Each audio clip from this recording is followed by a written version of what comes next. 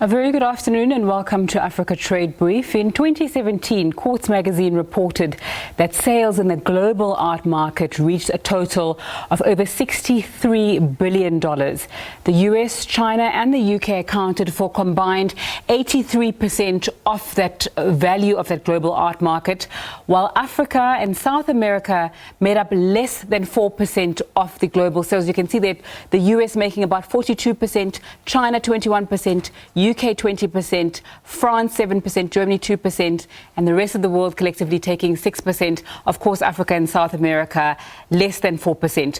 So what is the potential of that global art market? Well, if we look at South Africa alone, the creative industry contributed 74.4 billion rand to the country's GDP between 2016 and 2018. That's according to a study by the South African Cultural Observatory.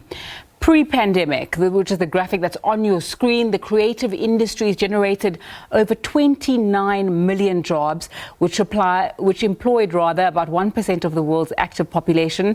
The top three employers were visual arts with around 6.7 million employees, books with around 3.67 million employees, and music with nearly 4 million employees. Creative industries also employed more people than the car industry in the United States, Europe and Japan combined. So that's the potential that we are seeing there. What has happened because of COVID-19 and which parts of the industry have been most affected? Statista says Africa contributed a lump sum of $13 billion to the global art market in 2018. And this figure is predicted to rise to $15 billion by the year 2023. What are the opportunities there for intra-Africa trade in particular? And what is the state of our creative economy in Africa? LUNGI Morrison, who's an independent art curator, joins me now. LUNGI, a very good afternoon to you. Thanks so much for your time on SABC News. Just talk to us about the potential for the creative industry and trade within the continent. Thank you, Zinga, and thank you for the opportunity. You catch me on a high, having just come back from the intra-Africa trade, and particularly the CANEX division of that. The potential is enormous. As is evident, the trade conference specifically allocated time to the creative industry. And I think it's historic because it comes on the back of a burgeoning creative sector. As you've reeled off the stats, what we're seeing is that Africa is exporting a significant amount of art, particularly fine art in the creative sector. But what we need to do now is look at how that can trickle down in terms of intra-Africa trade across countries of the continent, and how local ecosystems and artists and different people in the value chain can benefit. Mm-hmm.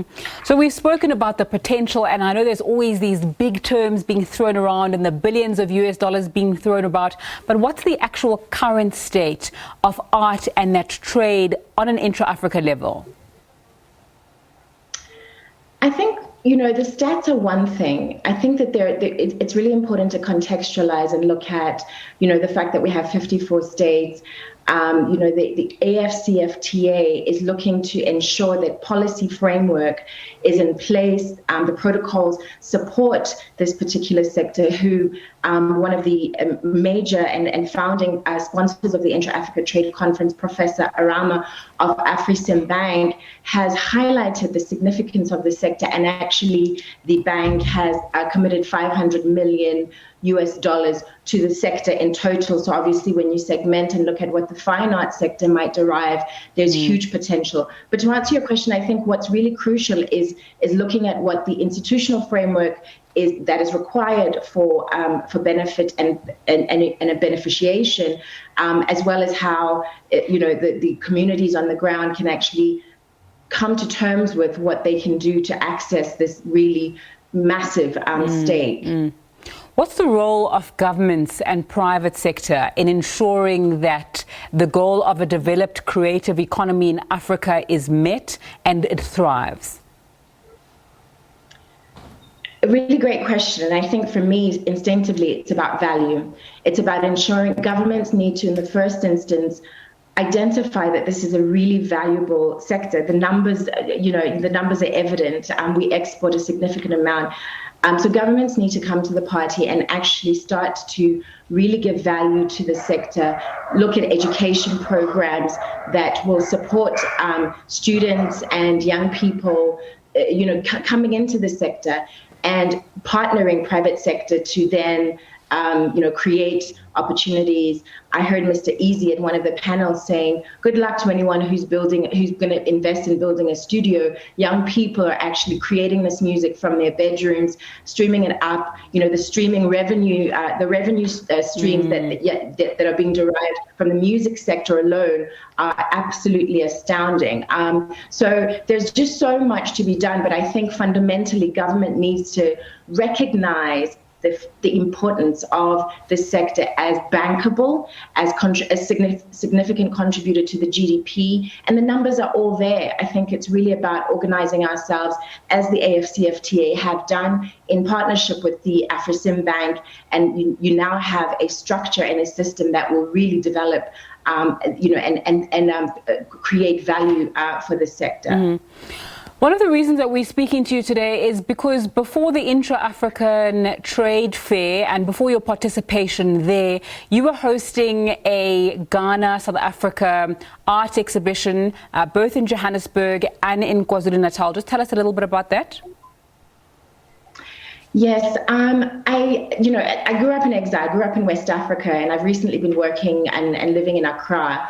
And coming back home briefly, I thought it would be remiss of me not to look at bringing some art from Accra as an effort to contribute to the Intra-Africa Trade Conference, which we've just done. So the idea was really to say, generally, as a continent, collectors will potentially collect from the region that they're in. So South African collectors or galleries will kind of generally work in this sector, and West Africans would work in that sector.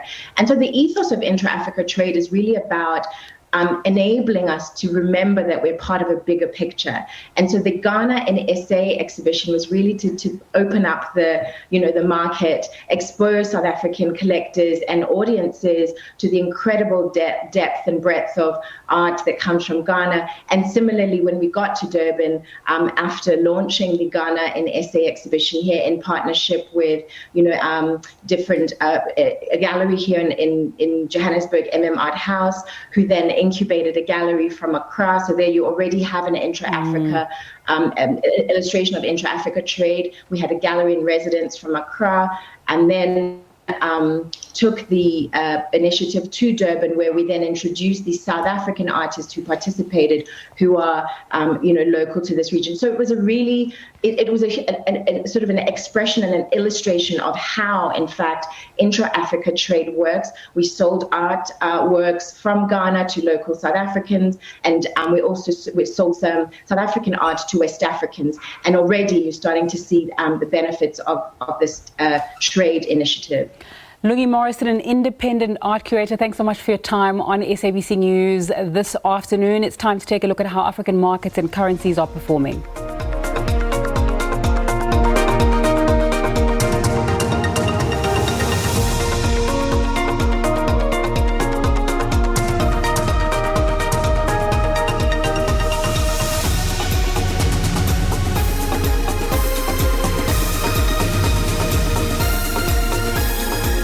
And that's where we leave it for Africa Trade Brief this week. My colleague Nompumelelo Siziba standing by with more business news after the breaks. Good afternoon from me. Stay safe.